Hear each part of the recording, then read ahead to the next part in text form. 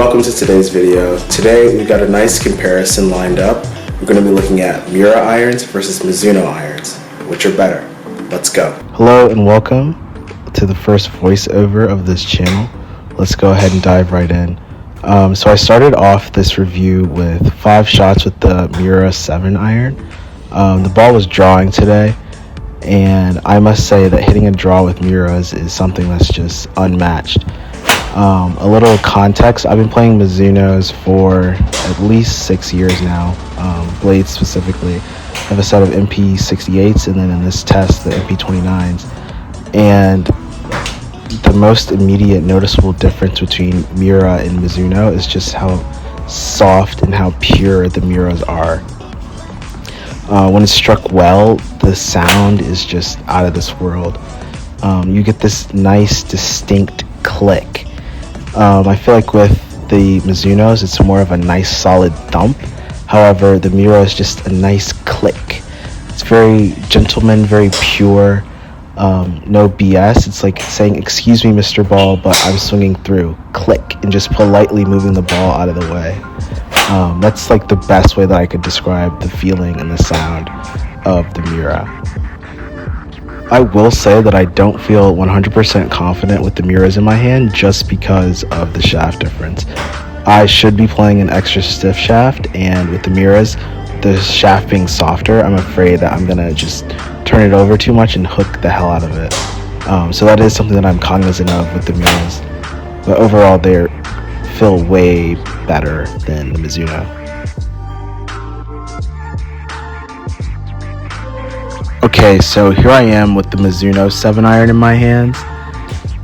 Just a little bit of historical and personal context. So historically, these irons were in Tiger's bag when he won the Masters by a record 12 strokes back in 1997. So a very cool piece of history there that just goes to show the pedigree of Mizuno and this model specifically, the MP29. And then personal context, with these very irons, I have scored some of my lowest rounds of golf. I feel most confident with these irons. I love the look, the shape, the sound, and they are by far my favorite irons of all time. And that's definitely coming from more so of a sentimental perspective. However, performance-wise, they hold up. I have tried PXGs, I've tried other Mizuno models. Nothing has been able to knock these out of the bag.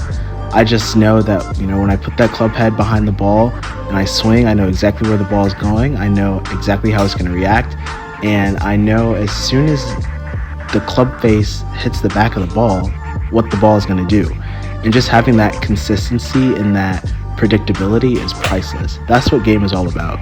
It's eliminating as many variables as you can and minimizes your misses. And I feel like with the MP29s, I take out a lot of variables, and that's why I love having them.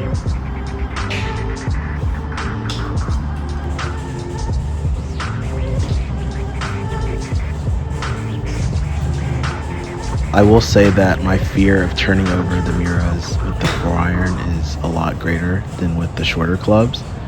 Just because there's more shaft and more unpredictability.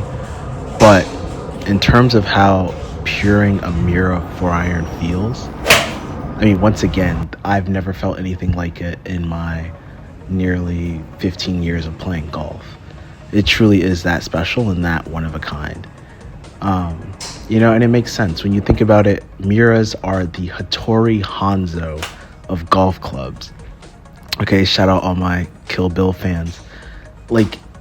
They are made by hand in Japan from the finest steel around through this process that no one else does.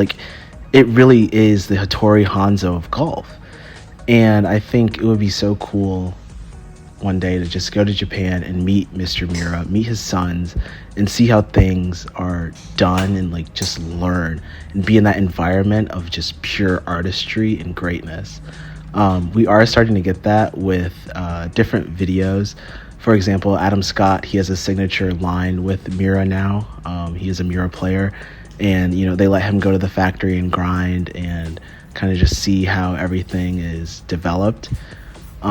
And I think moments like that are so special. I'm really excited about the Miura brand kind of opening up a little bit and, still maintaining that boutique feel, but letting us peek behind the curtain, letting us see like what's going on, like what's the magic. And from the first second that you tune in to any video where you get to see inside the factory and see the process, you understand like, oh wow, magic is really happening there. I mean, it's really beautiful. It's artistry in the purest sense.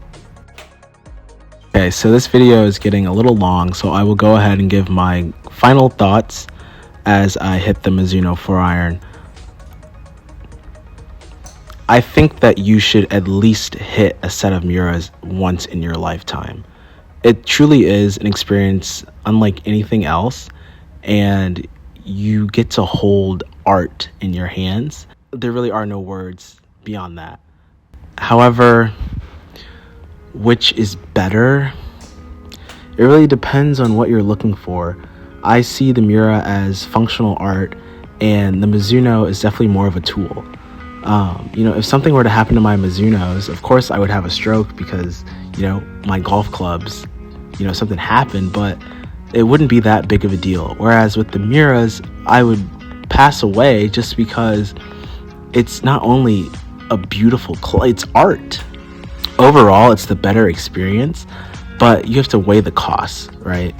And I would say that the Mizuno offers the greatest value. The Miuras, you definitely get what you pay for. However, the Mizunos are punching above their weight class. So that's going to conclude today's video. Next up, I'll be taking the Miuras on course and recording a course vlog, so be sure to look out for that. Peace.